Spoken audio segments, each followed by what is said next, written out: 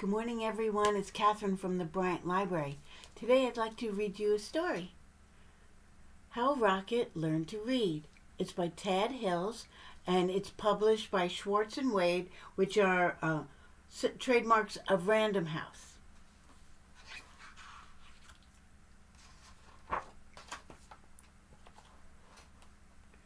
Rocket loved to play. He loved to chase leaves and chew sticks. He loved to listen to the birds sing. Every fall morning after chasing leaves, Rocket would lie down in his favorite spot under his favorite tree. There he'd sniff the neighborhood smells and settle in for a good nap. But one day, a little yellow bird startled Rocket. "Aha! My first student! Wonderful!" she sang. Rocket was confused. "Student? I'm not a—" "But if I am your teacher," the bird interrupted, "then you must be my student." Rocket found it hard to argue with this bird. "I am so glad you saw my sign," the bird chirped. "Oh, yes, I can see it," Rocket said, "but I don't know how to read." "Can't read? Fantastic!" She waved a wing. "Welcome to my classroom." "But I just came here to nap," Rocket said. No, there will be no napping in class," declared the bird, "except, of course, during nap time." "Well, then, I can take a nap over here," said Rocket. "I've had a very busy morning." "Not to worry. I'll be around every day," chirped the bird, "until the weather turns." As Rocket breathed in the crisp air, the little yellow bird hung her banner. Ah, the wondrous, mighty, gorgeous alphabet. She marveled. Where it all begins. Opening up a book, the bird began to read. She sang out the story of an unlucky dog named Buster who'd lost his favorite bone. A cool breeze carried her lively voice across the yard. At first, Rocket was disturbed. But before long, he found himself captivated. To Rocket, the story was as delicious as the earthy smells of fall. It was exciting as chasing leaves. He closed his eyes and listened to every word. As Buster dug and dug under the lilac bush, the bird read. He felt something familiar. Rocket waited. "Was it the bone?" he wondered. Silence. "Was it the bone?" he called to the bird. More silence. "Was it the bone?" Rocket hollered. Suddenly he was rushing to the tree.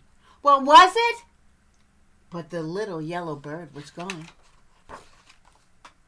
The next morning, Rocket arrived early. At last the little yellow bird appeared. "Hello, how wonderful to see you in class," she chirped. "I can tell by your waggy tail that you are well rested." "I'd like to hear the end of the story, please," said Rocket. "That seems like a fine way to start the day," chirped the bird. She gave Rocket a name tag and began to read. Every day, Rocket returned to the little yellow bird's classroom. In the morning, the bird taught him a new letter until he had learned all the wondrous, mighty, gorgeous alphabet. Together, they sang out the sounds that each letter makes and spelled the sounds they heard around them. With a G and many R's, they spelled Mr. Barker's growl. Grrr.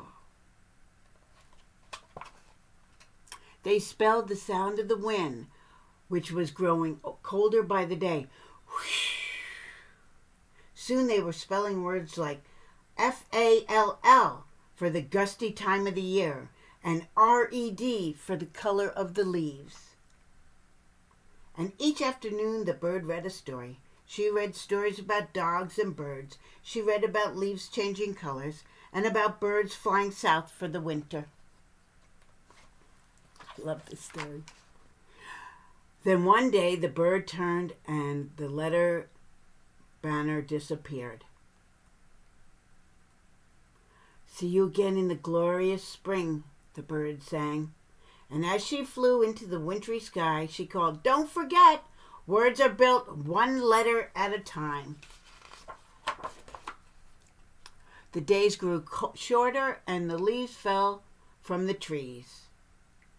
The grass became crunchy, and soon Rocket's classroom disappeared under the snow. He remembered the little bird's alphabet and practiced his letters. You can't see it really good, but he's writing here the letters in the snow. Rocket thought about the bird's sweet chirp while he sounded out words like D-I-G and W-I-N-D and C-O-L-D. He made new friends and spelled their names. Hello, E-M-M-A. Hi there, F-R-E-D. He spelled everything. S-U-N-M-E-L-T.